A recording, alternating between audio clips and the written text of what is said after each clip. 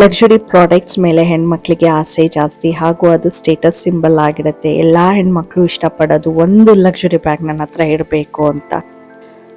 So ಅದಕ್ಕಾಗಿ out closet ಅವರು popup ಸೇಲ್ನ ಇಂದ್ರನಗರ್ club ಹೌಸಲ್ಲಿ conduct ಮಾಡಿದರು. ಹಾಗೂ ಈ ಬ್ಯಾಗ್ಸ್ನ USA ಮತ್ತು ಪ್ಯಾರಿಸ್ ಇಂದ ತರಿಸಿರೋದು.